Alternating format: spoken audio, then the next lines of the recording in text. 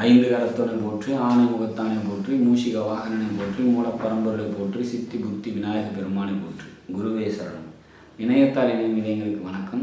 இது மார்கழி மாத ராசி பலன். மார்கழி மாதம் துலாம் ராசிக்கு எப்படி இருக்க போகுது அப்படிங்கிறத பார்க்கலாம். அதுக்கு முன்னாடி மார்கழி மாதம் வரக்கூடிய முக்கிய விசேஷ தினங்கள் அப்படின்னா, மார்கழி 1 டிசம்பர் 17ஆம் தேதி வருது. இது தேவர்களின் விடியற்காலை பொழுது. இந்த நேரத்தில் நம்மளோட வேண்டுதல்களை இறைவனிடம் சொல்லும் போது பார்த்திங்கனாக்கா அது மிக விரைவாக நிறைவேறும் அப்படிங்கிறத நம்ம எதிர்பார்க்க முடியும்.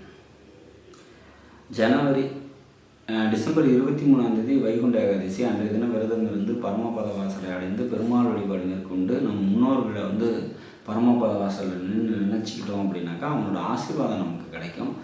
டிசம்பர் 27 ஆருத்ரா தரிசனம். அன்றைய தினம் விரதம் இருந்து சிவன் வழிபாடு மேற்கொள்ளும் போது சகலவித ஐஸ்வர்யங்களும் பெருகும். ஜனவரி 11 ஹனுமன் ஜெயந்தி. அன்றைய தினம் விரதம் இருந்து ஆஞ்சநேயர் வழிபாடு மேற்கொள்ளும் போது சகல தடைகளும் நீங்கி வெற்றிகள் கிடைக்கும். ஜனவரி 14ஆம் தேதி போகி பண்டிகை. அதோடு மார்கழி முடிவுக்கு வருது. மார்கழி மாதத்தை பொறுத்த வரைக்கும் துலாம் ராசிக்கு எப்படி இருக்கும்னா, ராசிநாதன் சொந்த வீட்லேயே அவரோட வீட்லேயே இருக்கார். மிக சிறப்பான ஒரு அமைப்பு. பொருளாதாரம் நல்லாயிருக்கும். பெண்களால் நன்மைகள் ஏற்படும். நண்பர்களால் நன்மைகள் ஏற்படும். வசதி வாய்ப்புகள் கூடுறதுக்கான ஒரு வாய்ப்பு உண்டு. பொருளாதாரத்தை பற்றி கவலைப்பட தேவையில்லை. 2ஆம் வீட்டின் அதிபதி 2லேயே ஆட்சியில் இருக்கார். இதுவும் ஒரு சிறப்பான ஒரு அமைப்பு. அப்போ தொழிலை பற்றி கவலைப்பட தேவையில்லை. தொழில் முன்னேற்றம் ஏற்படும். சொந்த தொழில் செய்கிறவங்களுக்கு தொழில் நல்லாயிருக்கும். வேலைக்கு போகிறவங்களுக்கும் வேலை சம்மந்தப்பட்ட உயர்வு ஏற்படும். பொருளாதாரம் நல்லாயிருக்கும். உங்களோட ராசிக்கு 3ஆம் வீட்டில் சூரியன் இருக்கார்.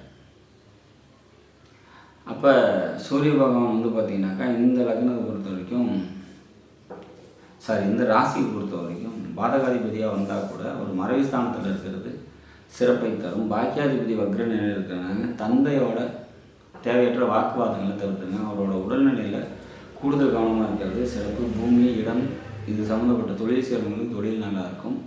விவசாயிகளுக்கு பார்த்திங்கன்னா விவசாயம் நல்லபடியாக இருக்கும் அப்படிங்கிறத சொல்லலாம். எழுத்து, டாக்குமெண்டேஷன், கம்யூனிகேஷன் தொடர்பான தொழில் செய்கிறவங்களுக்கெல்லாம் தொழில் நல்ல நிலையில் அமையும் அப்படிங்கிறத உறுதியாக எதிர்பார்க்கலாம். இந்த மாதத்தை பொறுத்த வரைக்கும் துலாம் ராசிக்கு 25, 26, 27 3 நாட்கள் சந்திராஷ்டம தினமாக வருது.